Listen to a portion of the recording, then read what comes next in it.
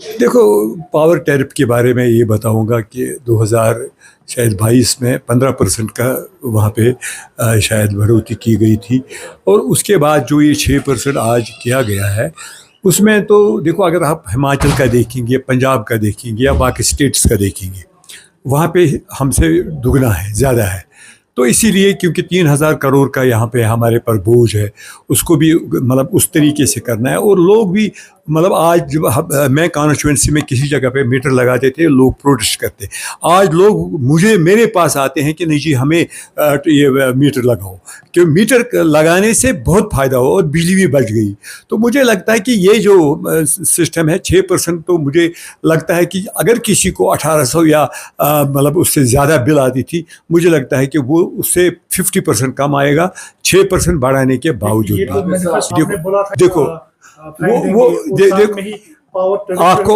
आपको ये मालूम होना चाहिए, जब हमने ये बातें की, मैनिफेस्टो की बात की, तब हमें जो ऑनरेबल सुप्रीम कोर्ट है या ऑनरेबल प्राइम मिनिस्टर और होम मिनिस्टर, उन्होंने वादा किया था कि after delimitation election after election हम करेंगे स्टेटहुड को वापस। और हमें स्टेटहुड को मद्देनज़र रखकर ये बातें कही है, मंशूर बनाया था।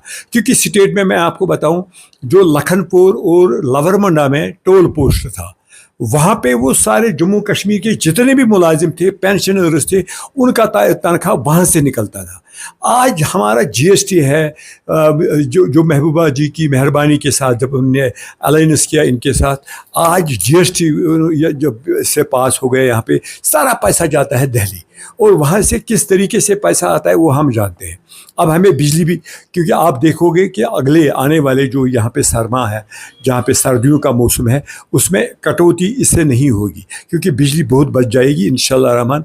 लोग भूल जाएंगे, ये तो मजबूरी होती है कि क्योंकि कुछ चीज़ें ऐसी होती है कि जिनको करने के लिए हमें मजबूर होना पड़ता है।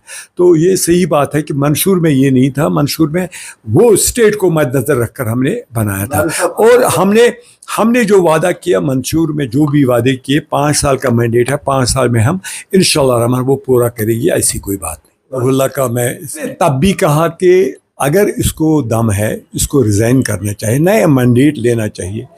आज फारूक साहब ने भी वही कहा, मैंने 1 साल पहले कहा था रुल्ला को, कोई शायद एजेंसी चलाती है, अगर उसके ग्रीवेंसेस हैं, वो आते हमारे यहाँ पे ऑफिस में बैठते, फारूक साहब के साथ, उमर साहब के साथ शेयर करते कि ये प्रॉब्लम है, ऐसे हमें लोगों के लिए करना चाहिए। तो उसने क्या किया, उसने 1 महीना भी नहीं हुआ था, वो प्रोटेस्ट करने गया उमर साहब के गेट पर, और वहाँ पे इल्तिजा मुफ्ती और बाकी लोगों के साथ स्टेज शेयर किया। इसका मतलब ये है कि कोई एजेंसी उसको, मुझे लगता है कि चलाती है। अगर उसके खिलाफ, अगर उसका मतलब ये है, वो खुद कहता है कि मैं रिजाइन करूंगा, रिजाइन करे, फिर नया मैंडेट ले। हम नहीं निकालेंगे, क्यों निकालेंगे? हमें किसी को हीरो नहीं बनाना है निकाल के। वो उसकी मर्जी है, वो निकल जाएगा तो निकल जाएगा, नहीं निकल जाएगा तो बैठने दो, पार्टी के अंडर काम करे तो हम उसको वेलकम करेंगे।